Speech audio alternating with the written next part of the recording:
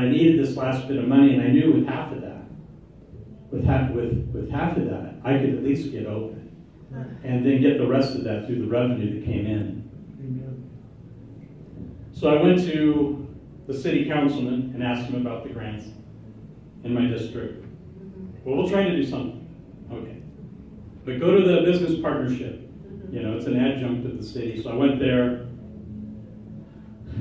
The guy called people after I left there and said, well, his words were right, but his tone was off.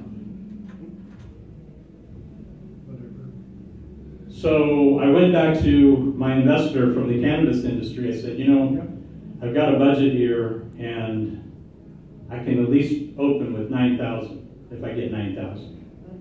She goes, okay, I'll help you. I'll see what I can do. I'll give you a call back in a couple of days. So I'm patient. A week went by. I didn't hear from her, and then the phone call came. She goes, will you be there at 10 o'clock tomorrow? I said, yes. You cancel everything. I'll be there. So she showed up, we locked the doors, and she started peeling out $100 bills to 9,000. Whoa. See, this is the kingdom, planted in the earth, planted in a city to bring renaissance to the city. That's right. I might not look like I'm functioning in the office of apostle, but I am. Yeah, you are. Yeah. Because the apostles hear strategies, and they release strategies in the earth, and that's what God has me doing right now. Right.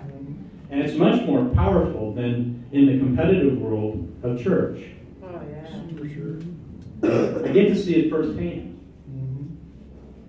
Yeah. Amen. It's crazy. Yeah. And so where Holy Spirit showed me the vision of $1,000 in my wallet, I told Brother Kim, I said, I had to get a bigger bag. Yeah. That's right. Yeah, you're going to have to get it. The cannabis only pays in cash. Yeah. Yeah. They can't have bank accounts yet. Wow. It's crazy.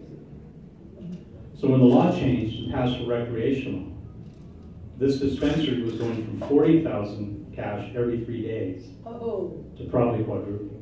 Whoa. Right. She wants to introduce me to the other dispensary owners. Right. Praise Jesus. Praise God. I walk away from these moments and saying, Holy Spirit, what are you doing to me? And he said, if you treat this woman and her husband who owns the building, if you treat them well, if you treat them like kings and queens, Amen. Which they are. they're going to give you more keys. Whoa. More keys equal buildings. Amen. A businessman called me up and said, hey Mike, I heard what you're doing on the boulevard. Please meet me at my business address. So I went and saw it. It was an old 1930s bar called the Nighthawk Club. It has some notorious stories from the early days in Sacramento's history. And so we're walking through it, and it's a big lot.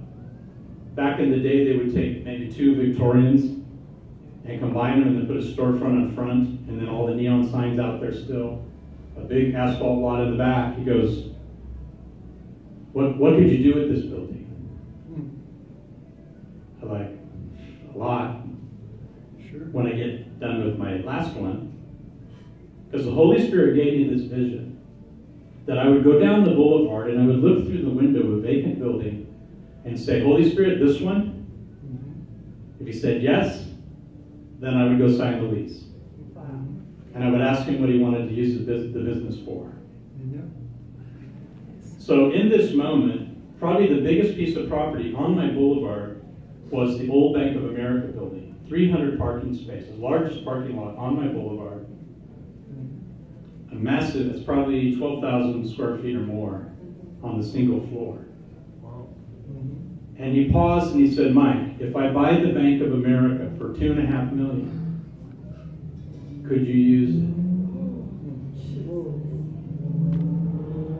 So again, I get in my car and drive away. I said, I'll get back to you. I said, Lord, I don't have the money to do this. He goes, yeah, but I do. I know where to get it. He does. So Holy Spirit gave me a strategy where when these business people call me with their empty buildings, and lots of money and no ideas. Amen. Right. All they've got to do is come to the party with an idea of what that building is to be used for. Amen. Amen. And so Holy Spirit said, what you're going to do is you're going to come back with a plan and a strategy, a well-written business plan. There you Look, if you've been called to business, write a business go. Write a plan. business plan.